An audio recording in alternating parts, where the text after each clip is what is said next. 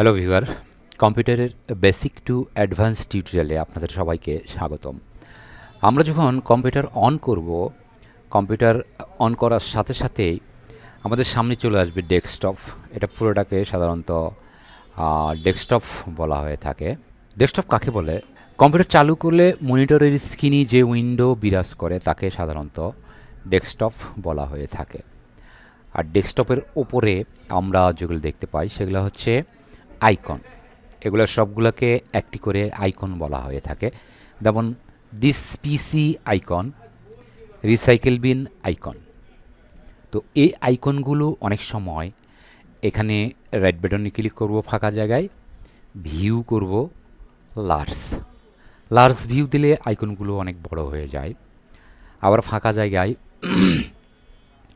ভিউয়ে এসে আমরা যদি স্মল ক্লিক করি তাহলে অনেক ছোট আইকন হয়ে যায়। আবার এখানে রাইট বাটনে ক্লিক করে আমরা যদি ভিউয়ে এসে মিডিয়াম আইকন ক্লিক করি তাহলে আইকনগুলো সাধারণত মিডিয়াম হয়ে যাবে। সাধারণত মিডিয়াম আইকন আমরা রেখে থাকি। এরপর আমরা মিডিয়াম আইকন করার পরে আমরা দেখতে পাচ্ছি এখানে অনেকগুলো গ্যাপ হয়ে গেছে। দেখুন গ্যাপ এখানে আছে, ফাঁকা ফাঁকা আছে। এটাকে আমরা সুন্দরভাবে সারিবদ্ধভাবে আমরা রাখব। সেই জন্য ডেস্কটপের ফাঁকা জায়গায় রাইট ক্লিক করে শর্ট বাই নেম এখানে আমরা ক্লিক করব। তাহলে কিন্তু সারিবদ্ধভাবে এগুলো প্রদর্শিত হবে। এবং দিস পিসি কিন্তু উপরে ছিল, এখানে ছিল, দিস পিসিটা কিন্তু নিচে চলে আসছে। আবার রাইট বাটনে ক্লিক করে আমরা যদি আবার শর্ট বাই নেম করে দেই আরেকবার, তাহলে দিস পিসিটা এখানে উপরে চলে আসবে। তো দিস পিসি আমরা যদি ওপেন করতে যাই তাহলে এখানে রাইট বাটনে ক্লিক করে ওপেন দেব, তাহলে কিন্তু দিস পিসি ওপেন হয়ে যাবে।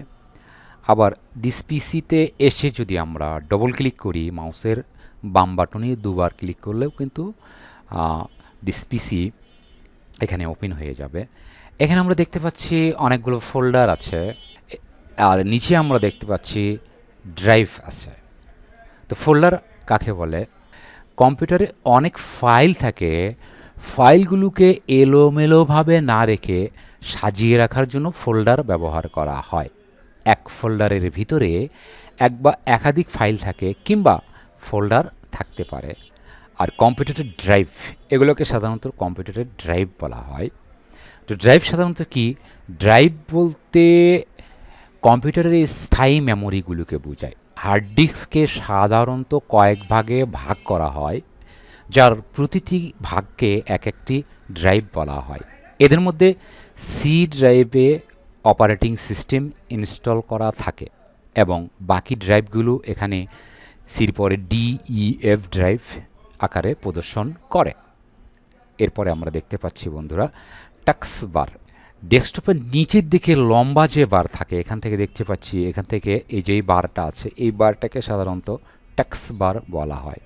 টাস্ক বারে যে কোনো প্রোগ্রামকে পিন করে রাখা হয়, মানে এখানে যে কোনো প্রোগ্রামকে পিন করে রাখা যায় অথবা যে কোনো প্রোগ্রাম এখানে রেখে দেওয়া যায়। আমরা শর্টকাটে সেই প্রোগ্রামকে আমরা এখানে রেখে দিতে পারি অথবা শর্টকাটে এই প্রোগ্রামকে আমরা ওপেন করতে পারি। ধরুন মাইক্রোসফট ওয়ার্ড প্রোগ্রাম আমরা এখানে পিন করে রাখতে চাচ্ছি, তো সেক্ষেত্রে এখানে আমরা ওয়ার্ডের এখানে যে দেখুন আমরা মাইক্রোসফট ওয়ার্ড এখানে 10 আছে, এখানে রাইট বাটনে ক্লিক করব, পিন টু টাস্ক বার। এখানে যখনই ক্লিক করব তখন কিন্তু এখানে চলে আসবে ওয়ার্ড। আমরা এখান থেকে এই টাস্ক বার থেকে আমরা খুব সহজে এই মাইক্রোসফট ওয়ার্ডটাকে আমরা চালু করতে পারবো। এখন যদি আমরা কম্পিউটারের বেসিক ইনফরমেশনগুলো আমরা দেখতে চাই, সেক্ষেত্রে আমাদের দিস পিসি অথবা কম্পিউটারের ওপর রাইট বাটনে ক্লিক করতে হবে, তারপরে প্রপার্টিস ক্লিক করতে হবে। তাহলেই আমরা কম্পিউটারের যে বেসিক ইনফরমেশন আছে সেটা আমরা কিন্তু দেখতে পারবো। যেমন এখানে কি উইন্ডোজ ব্যবহার করা হয়েছে সেটা আমরা দেখতে পাচ্ছি, এখানে প্রসেসর কি আছে এবং কতটুকু র্যাম ইউজ করা হয়েছে সেটা আমরা কিন্তু এখান থেকে দেখতে পারবো। এরপর আমরা ড্রাইভের যদি ইনফরমেশন দেখতে চাই সেক্ষেত্রে আমাদের দিস পিসি অথবা কম্পিউটার ওপেন করতে হবে। করার পরে যেই ড্রাইভের আমরা ইনফরমেশন দেখতে চাচ্ছি সেই ড্রাইভের উপরে এসে রাইট বাটনে ক্লিক করতে হবে, এখান থেকে প্রপার্টিস ক্লিক করতে হবে। তাহলে এই ড্রাইভের ইউজ স্পেস কত, ফ্রি স্পেস কত এবং এর ক্যাপাসিটি কত সেটা আমরা কিন্তু এখানে খুব সুন্দরভাবে দেখতে পারবো। আমাদের অনেক সময় কম্পিউটার চালাইতে চালাইতে এই যে ডেস্কটপের যে আইকনগুলো আছে এগুলো কিন্তু হাইড হয়ে যায়, মানে আমরা খুঁজে পাই না অনেক সময়। তো এটা কেন হয়? এখানে রাইট বাটনে ক্লিক করব, ভিউয়ে এসে যদি আমরা শো ডেস্কটপ আইকনে ক্লিক করি তাহলে ডেস্কটপে যে আইকনগুলো ছিল সেগুলো হারিয়ে যাবে। আবার এটাকে প্রদর্শন করার জন্য ডেস্কটপের রাইট ক্লিক করে আবার ভিউয়ে এসে আমরা যদি এখানে শোতে ক্লিক করি তাহলে কিন্তু আইকনগুলো সব এখানে প্রদর্শিত হবে। এরপর দিস পিসি আমরা ওপেন করব। ওপেন করার পরে এখানে আমরা দেখতে পাচ্ছি মাইনাস, এটাকে বলা হচ্ছে মিনিমাইজ, তার পাশেরটা হচ্ছে রিস্টোর ডাউন, এটা হচ্ছে ক্লোজ। আমরা যখন মিনিমাইজ করব তখন কিন্তু এই যে ডেস্কটপ এই উপরে আমরা যেটা দেখতে পাচ্ছি সেটা কিন্তু মিনিমাইজ হবে, মানে এখানে ক্লিক করলে এটা কিন্তু এইখানে চলে আসবে। দেখুন বন্ধুরা এখানে চলে আসছে। আবার এখানে ক্লিক করলে এটা ম্যাক্সিমাইজ হবে। আবার এইখানে যদি ক্লিক করে এটা হচ্ছে রিস্টোর ডাউন, এখানে ক্লিক করলে স্ক্রিনটা হাফ স্ক্রিন হয়ে যাবে অথবা ছোট হয়ে যাবে স্ক্রিনটা। আবার যদি আমরা এখানে ক্লিক করি তাহলে কিন্তু স্ক্রিনটা বড় হয়ে যাবে। আবার এখানে ক্লোজ ক্লিক করলে আমরা ক্লোজ করতে পারি। তো এখানে আমরা একটা সার্চ বক্স দেখতে পাচ্ছি, এখান থেকে আমরা যে কোনো কিছু কম্পিউটার থেকে আমরা যে কোনো কিছু সার্চ করতে পারি। হলো এখানে পিকচার লিখলাম, তো পিকচার সম্পর্কিত যত কিছু আছে সবগুলোই কিন্তু আমরা এখানে দেখতে পারবো। তো এখানে সার্চ করে আমরা যে কোনো ফোল্ডারকে আমরা এখানে নিয়ে আসতে পারবো। এরপর আমরা যেটা করব সেটা হচ্ছে কি, কোনো একটা পিকচারকে যদি আমরা ডেস্কটপে সেটিং করতে চাই সেক্ষেত্রে পিকচারের লোকেশানে আমাদের যেতে হবে। দিস পিসি ওপেন করলাম, তারপরে এই ড্রাইভে এই ড্রাইভটা ওপেন করব।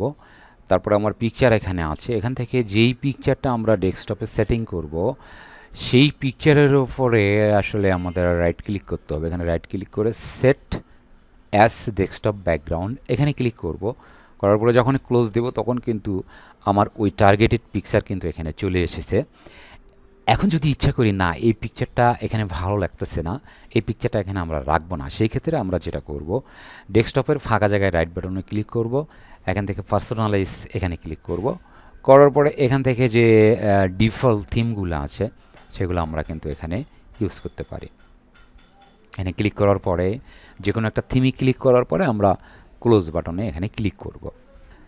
তো এখন যদি আমাদের কম্পিউটার বন্ধ করার প্রয়োজন হয় সেক্ষেত্রে আমাদের স্টার্টে আসতে হবে, এখানে শাটডাউনে ক্লিক করলেই কম্পিউটারটা কিন্তু বন্ধ হয়ে যাবে।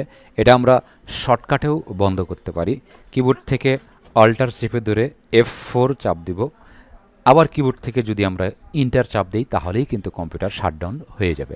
তো আজকে এটুকুই, পরবর্তী টিউটোরিয়াল দেখার আমন্ত্রণ জানিয়ে আজকের মতো এখানে শেষ করছি। যারা নতুন দেখছেন আমার চ্যানেলটি সাবস্ক্রাইব করবেন, পরবর্তী আপডেট পেতে অবশ্যই বেল আইকনে ক্লিক করবেন। ধন্যবাদ সবাইকে।